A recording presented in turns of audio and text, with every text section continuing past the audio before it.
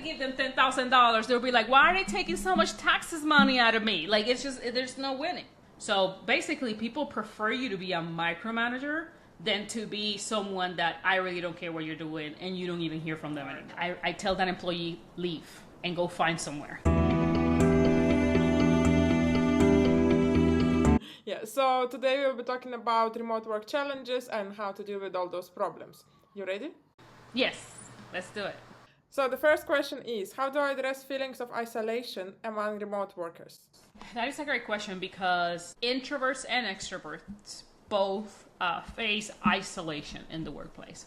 And that is a very important piece of data because a lot of people feel like because introverts get drained at times by interactions that require a lot of people or a lot of like talking or things like that, believe that we don't face isolation. And I think the best proof of that was COVID. As a fellow introvert and many other introverts, I remember having conversations of, I miss people watching, right? So like just like going to like a train and just seeing people walk around and seeing the wave of people like energized me so much, right? And love being in a train and just sitting on a train and riding and all of that and just seeing people moving. Even if we're introverts and we enjoy and appreciate our alone home time, we still need people and we still enjoy seeing people around us. So both face isolation differently. So extroverts want and crave time. They want and crave interaction. They want and crave speaking engagements and the opportunity just to speak to others and to be around others. Introvert enjoy being around others, but most of the time they enjoy being to themselves. I think that we need to make sure that both are getting what they need in their different way. So for an extrovert, it will be, let's do virtual happy hours more. Right? So let's have a virtual happy hour or virtual coffee session, and let's do activities where everybody talks about their weekend, how they go, etc. For introverts, they can absolutely be in those events as well, but don't force the conversation or force them to have to speak. Let them speak in their own time. Introverts do enjoy bringing up stuff from themselves and things about themselves, but they will probably feel uncomfortable if they're called out on the spot or they're not speaking in their own time.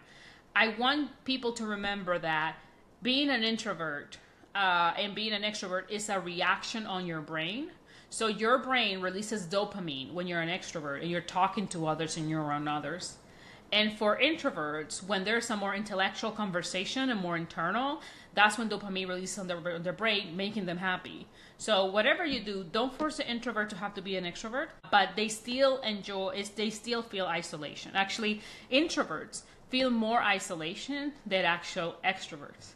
So at times when we have an introverted person, we assume that they're used to being alone. But being alone and isolation are two completely different things.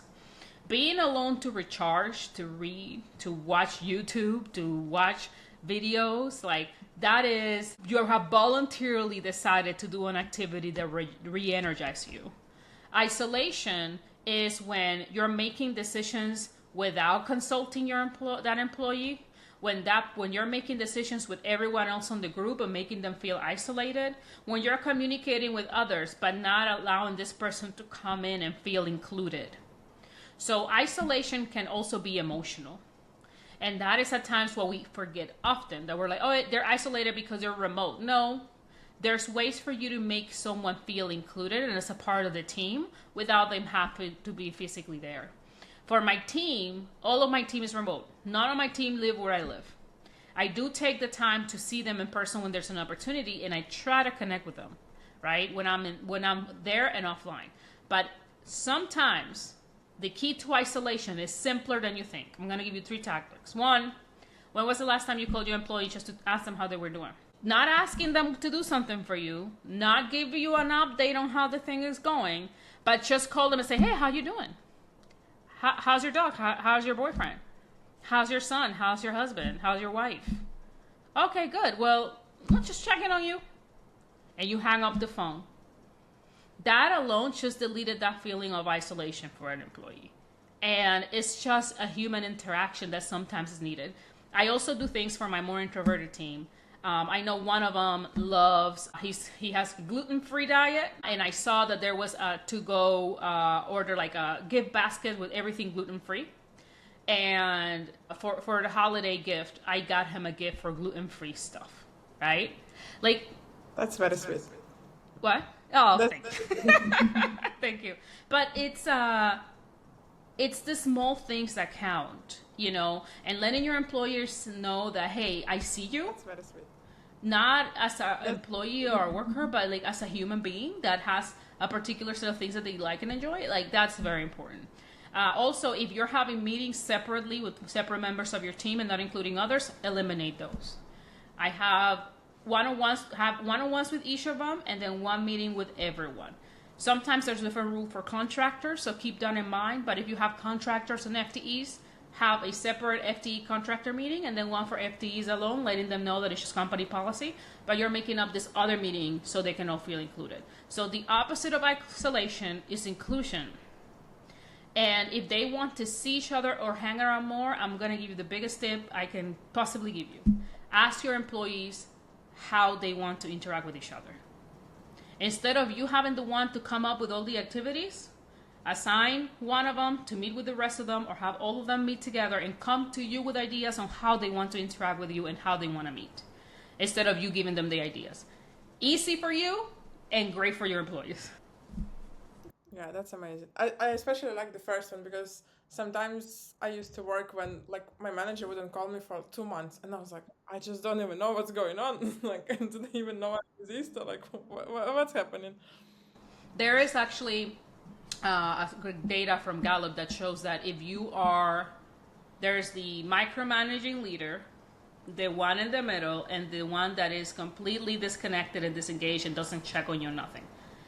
The one in the middle and the actual micromanager got better MQI scores, better manager quality index scores, than the person that was completely disconnected and that wasn't checking on their team. So basically, people prefer you to be a micromanager than to be someone that I really don't care what you're doing and you don't even hear from them anymore. And that was mind-blowing to me because I'm an autonomous person that I'm like, just let me do my job. But there is so many unanswered questions, and to your point, it's isolation, right? There's a difference between autonomy and being isolated that really brings those feelings back up. Yeah.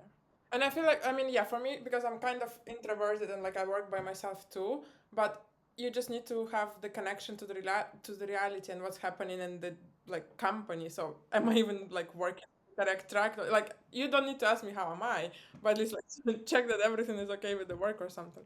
But yeah, that's a good point. Okay, second question. What are the signs of burnout in remote employees and how can I address them as a manager? That's a big one. Burnout will show up differently to different people. And that's why, when we do our Clifton Strengths as a company, burnout shows up different. If you have high intellection, you'll become an overthinker. You'll overthink everything. You'll become even more isolated than usual. If you have high achiever, they are the ones who actually experience the most amount of burnout because they do too much. They try to do too much. So it depends. So there's a couple of things, right? Does your employees seem erratic? Like, are they making erratic decisions? So a lot of times when an employee makes a mistake, it's like, oh, it's the employee's fault. They did something wrong, But it typically is not. Like, if you made an erratic decision, it's like, this is unlikely from this person, it's probably because they are not emotionally regulated, which is something that we teach at HIK trainings. It's like, how do you emotionally regulate yourself when you're going through these ups and downs of emotions? If you feel like you typically hear from this employee a lot, but you're not hearing from them lately like you typically do, one of the things might be happening. They might be burned out, or there's something going on at home that is making them burned out at home and they're not telling you about it. Now, I wouldn't poke too much on it because people should tell you their personal things on their own time, but certainly be aware and let them know, hey, are you good? And let them know it's not because, I want to dig into your personal life. I just want to make sure you're good. Like, typically we talk this often. I haven't heard from you. I'm just checking on you, right? That's a very different conversation that you made a mistake on slide 3 on the page of this, blah, blah, blah. Like, that's like 2 complete separate conversations, right? But it does happen. Another big sign of burnout is when you are seeing that the dynamic. So for me, it's very big as a leader for you to learn to read a room and learn to read a room and always remember this. There's things your employees will never tell you to your face. And if you think whether you're the best manager in the world or you're the worst manager in the world, I'm pretty sure there will be one person that thought I was not a good manager to them. Or there might be another, because everybody has their own styles, right? Like if you want a manager that is like all in your grill and sitting with you for 8 hours on a team call, just looking at you at the face, and that's what you like, I'm not the manager for you, right? So that's why it's very important for you to read the room, see what's going on, and kind of get a feel for it. And try to go to someone in the team that you know will give you an honest opinion. There might be a very big possibility that you are the one that is overdriving the team and they're getting burned out. So that's like a reality check that you're going to have to check on yourself as you are trying to get more information as is your team's burnout or not. And also wait for your employee scores but I wouldn't wait an entire year for them. I'll still be proactive and looking for them, but your employee scores, which are anonymous, will tell you a lot. That's amazing. Thank you. That's a lot of good stuff, which I will use later on myself. The next question is, how can I support mental health and well-being among remote employees? So mental health is huge. And if you are a person or a manager that is like, oh, here we go again, mental health, teams and people now are not built like they used to. We used to be mentally strong. And, this weak generation, I'm sorry to tell you that to me, this generation, the Gen Zs are one of the bravest generations that are changing the workplace for the better, because this is important. Every human being has emotions. Every human being has emotions. And all emotions come from the brain. And the only guaranteed thing in life is that things are going to happen that are going to drive your emotions up and down. There's a wheel of emotions, and you're going to feel them all throughout the entire life. So that means that at some point, you are mentally not going to be in the best capacity to show up as your best self. That's what we call the blind spots. And we teach people how to learn how to regulate them on a constant basis. There's also the fact that there's some people that are neurodivergent. Neurodivergence is when you have, whether it's you are in the spectrum, or you have ADHD, or you have anxiety. And all of these things are real, and they existed 100 years ago. But now we actually have the data to prove it. And now we actually have the medicine to help it.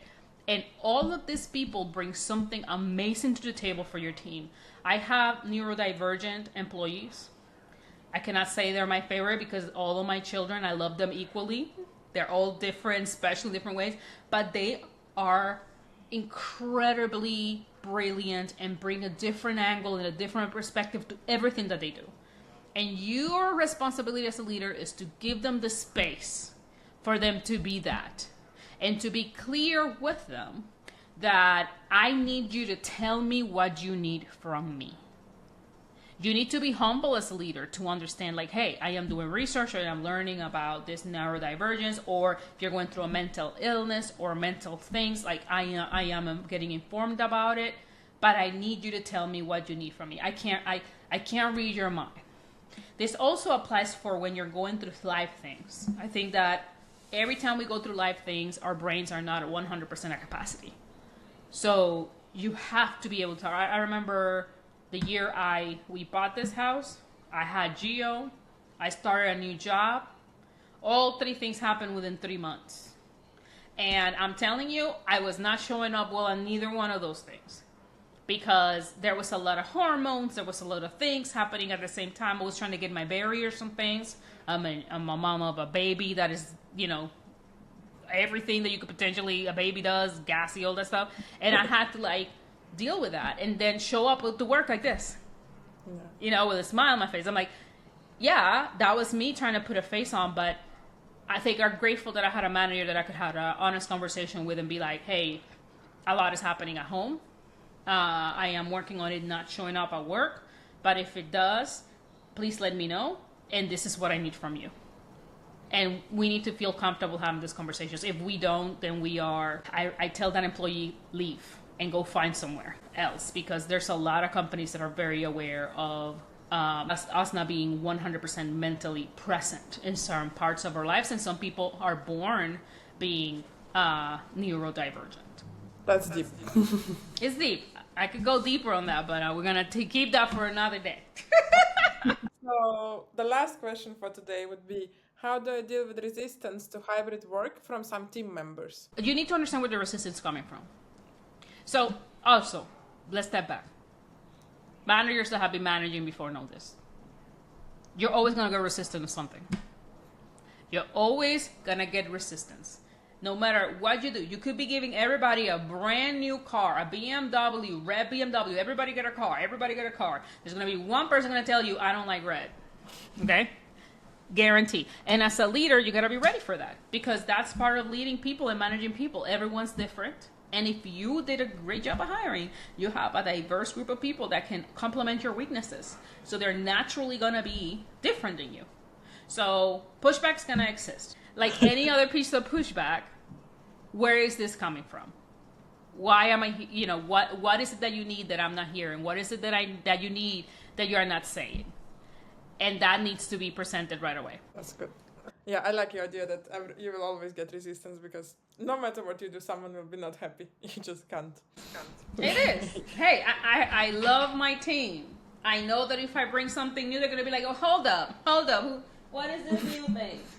I could give them $10,000. They'll be like, why are they taking so much taxes money out of me? Like, it's just, there's no winning. Yeah, it is. We do what we can to achieve the best results.